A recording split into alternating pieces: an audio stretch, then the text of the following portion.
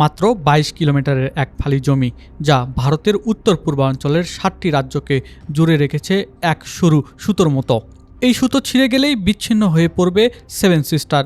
বারবার ভারত উপলব্ধি করেছে তার সবচেয়ে দুর্বল জায়গা এই চিকেন নেকের নিরাপত্তা। তবে এবার মানচিত্রের এই অদ্ভুত গলাকাটা উপড়ে ফেলতে নতুন পরিকল্পনা নিয়ে এসেছে ভারত সরকার। চিকেন নেক করিডোর নিরাপদ রাখতে বড় সিদ্ধান্ত নিয়েছে নয়াদিল্লি। সম্ভাব্য হুমকি ও ভূরাজনৈতিক ঝুঁকির কথা মাথায় রেখে এই সংকীর্ণ পথের প্রায় ৪০ কিলোমিটার এলাকায় রেল লাইন মাটির নিচ দিয়ে নেওয়ার পরিকল্পনা নিয়েছে ভারত সরকার।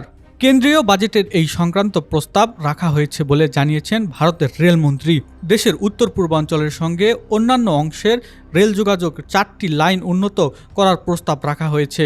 এটি দীর্ঘদিনের একটি চাহিদা পূরণ করবে বলে জানায় রেলমন্ত্রী।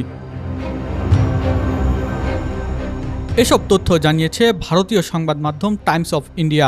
টাইমস অফ ইন্ডিয়ার দাবি, বাংলাদেশের ক্ষমতাচ্যুত সাবেক প্রধানমন্ত্রী শেখ হাসিনা সরকারের পতনের পর করিডোর নিয়ে ভারতের উদ্গ্রীব আরও বেড়েছে। কিছু গোষ্ঠী উত্তর পূর্বাঞ্চল বিচ্ছিন্ন করার হুমকি দিয়েছে, চিকেন নেককে চেপে ধরার কথাও বলছে। এমনকি অঞ্চলটিতে তথাকথিত বৃহত্তর বাংলাদেশের অংশ হিসাবে পরিকল্পনা করার বক্তব্যও সামনে এসেছে। বাংলাদেশের সামাজিক যোগাযোগ মাধ্যম এবং কিছু রাজনৈতিক মহলে মাঝে মধ্যেই আলোচনার কেন্দ্রে আসে চিকেন নেক। আসামের মুখ্যমন্ত্রী হেমন্ত বিশ্বাস সরাসরি অভিযোগ তুলেছে যে ভারত বিরোধী কিছু শক্তি চিকেন নেককে ব্ল্যাকমেল করার অস্ত্র হিসাবে ব্যবহার করতে চায়। ফলে ভারতের এই আন্ডারগ্রাউন্ড রেল লাইনটি জিওপলিটিক ব্ল্যাকমেল বন্ধ করার অস্ত্র হিসাবে দেখছেন অনেকেই।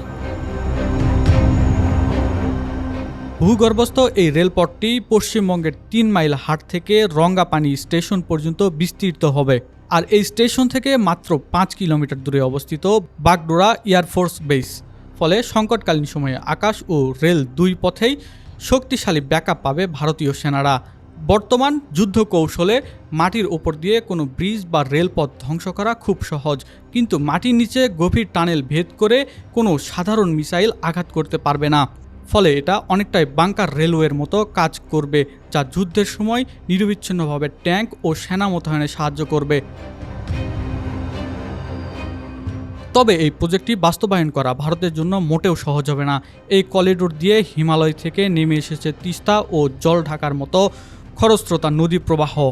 মাটির নিচে টানেল করার সময় নদীর তলদেশের বালু ও পলিমাটির চাপ সামলানো অত্যন্ত জটিল একটি কাজ, যা ভারতের জন্য হয়ে উঠবে একটি বিশাল ইঞ্জিনিয়ারিংয়ের চ্যালেঞ্জ।